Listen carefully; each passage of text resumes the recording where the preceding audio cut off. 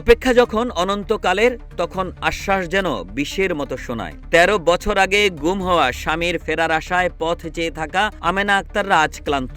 অন্তর্বর্তী সরকারের zero tolerance আর নতুন অধ্যাদেশ কি পারবে সেই শূন্যস্থান পূরণ করতে, নাকি কেবল কাগজের দলিলেই সীমাবদ্ধ থাকবে গুমের বিচার? রাজপথ থেকে সচিবালয়, সবখানে যখন পরিবর্তনের হাওয়া, তখন গুম হওয়া পরিবারের সদস্যদের কান্না ভেজা প্রশ্ন, এই সরকার চলে যাওয়ার পর তাদের কি হবে?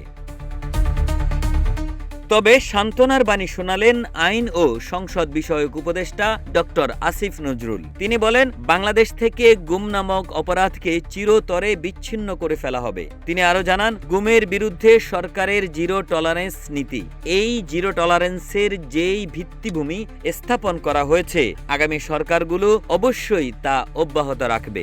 বাংলাদেশ থেকে গুম নামক অপরাধকে চিরতরে মুছে ফেলা হবে। ভবিষ্যৎ হোক নিরাপদ, বিনিয়োগ হোক বিশ্বস্ত, আর আমার পছন্দ সল্ট বে। ওয়েলকাম টু সল্ট বে।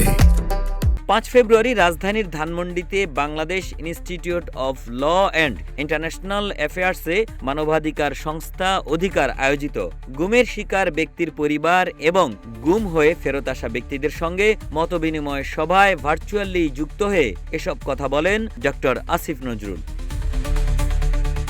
অনুষ্ঠানে উপস্থিত ছিলেন শিল্প এবং গৃহায়ন ও গণপূর্ত উপদেষ্টা আদিলুর রহমান খান। বৈঠকে ভুক্তভোগী পরিবারগুলো তাদের জন্য অন্তর্বর্তী সরকারের নেওয়া উদ্যোগ বা পদক্ষেপের বিষয়ে জানতে চান। আওয়ামী লীগ আমলে ২০১২ সালে গুমের শিকার হয়েছিলেন বরিশালে বিএনপির রাজনীতির সঙ্গে যুক্ত ফিরোজ খান ও তার ভাই। স্বামীকে হারিয়ে বিপর্যস্ত ফিরোজের স্ত্রী আমেনা আক্তার বৃষ্টি বৈঠকে অংশ নিয়ে অভিযোগ করেন, গুমের ভুক্তভোগী পরিবারগুলো কেমন আছে সেই খবর নেয়নি অন্তর্বর্তী সরকার। বৈঠকে অংশ নিয়ে নিজেদের দুঃসহ অভিজ্ঞতার কথা তুলে ধরেন গুমের শিকার হয়ে ফিরে আসা এম মারুফ জামান, শিক্ষক ইকবাল চৌধুরী ও রহমতুল্লাহ। এছাড়া আলোচনায় অংশ নেন গুম থেকে ফিরে আসা অবসরপ্রাপ্ত কর্নেল হাসিনুর রহমান। গুমের কারণে শারীরিক ও মানসিক ক্ষতির পাশাপাশি অর্থনৈতিকভাবে ভেঙে পড়ার বিষয়টিও উঠে আসে। গুমের শিকার ব্যক্তিদের পরিবারগুলোর যথাযথ ক্ষতিপূরণ, পুনর্বাসন ও অপরাধীদের বিচার নিশ্চিত করার দাবি জানান তারা।